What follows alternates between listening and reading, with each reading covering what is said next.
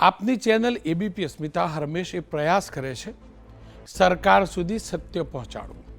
કેટલાક સત્યો એવા હોય છે કે છુપાતા હોય છે અને છુપાવવાનો પ્રયાસ થતો હોય છે, ખાસ કરીને ઉદ્યોગપતિઓ અને અધિકારીઓની મિલીભગતથી.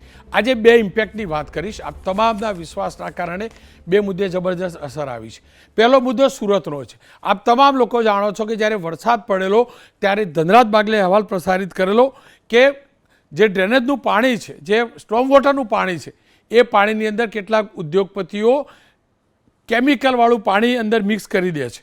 એની અસર જબરજસ્ત આવી છે અને એટલે આજે લિંબાયત વિસ્તાર સુરતનો છે અને ઉધના, આ બંને વિસ્તારના તપેલા ડાઈંગ ઉપર દરોડા પડ્યા. 37 તપેલા ડાઈંગ સીલ કરાયા છે. ગેરકાયદેસર રીતે મનપાની ડ્રેનેજ લાઇનમાં કેમિકલયુક્ત પાણી જે છોડતા હતા એમની ઉપર આ કાર્યવાહી થઈ છે. એબીપી અસ્મિતાએ આ કાર્યક્રમ પ્રસારિત કર્યો હતો અને હું તો બોલીશની અંદર પણ તેનો સમાવેશ કર્યો હતો. હવે બીજો એક અહેવાલ આપ તમામ લોકો જાણો છો, સુખી કેનાલ મધ્ય ગુજરાતના છોટાઉદેપુરની એનો અહેવાલ પ્રસારિત કર્યો હતો અને ત્યાં જે ગાબડા પડ્યા છે, આખી કેનાલનું કામ હજી તો નવીનીકરણનું પૂરું નહોતું પડ્યું અને એક ફેઝ આખો પ્રોજેક્ટ 225 કરોડનો એનો એક તબક્કો જેનું નવીનીકરણ થયું હતું તેમાં પાણી પણ નહોતું છોડવાની જે ગાબડા પડ્યા હતા એ અહેવાલ અમે પ્રસારિત કર્યો હતો. આ કાર્યક્રમમાં રજૂ પણ કરાયો હતો. ત્યારબાદ રવિવારના જ અધિકારીઓ સ્થળની મુલાકાત લીધી.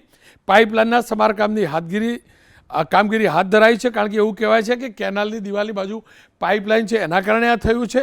સાથે જ તપાસના આદેશ અપાયા છે અને વરસાદ રોકાયા બાદ 15 દિવસની અંદર કામગીરી પૂરી થશે એવું સિંચાઈ વિભાગના ડેપ્યુટી ઇજનેરે ખાતરી પણ આપી છે. અપેક્ષા રાખું કે માત્ર આટલું જ નહીં પણ એ કામગીરી કયા પ્રકારની થઈ છે, શું એની ઉપર મોનિટરિંગ થયું હતું કે નહીં તેનું પણ ધ્યાન રાખવામાં આવે, તેની પણ તપાસ થાય. ફરી એકવાર કહીશ, આપ તમામના વિશ્વાસથી આ કાર્યક્રમ ચાલે છે. આપ તમામના કારણે અમને ઇનપુટ્સ મળે છે, સાચી જાણકારી મળે છે, સરકાર સુધી અમે પહોંચાડવાનો પ્રયાસ કરીએ છીએ. સરકાર સારું કરશે તો હું ડંકાની ચોટ ઉપર કહીશ કે હા, જો આ મારા ગુજરાતની સરકારે કર્યું.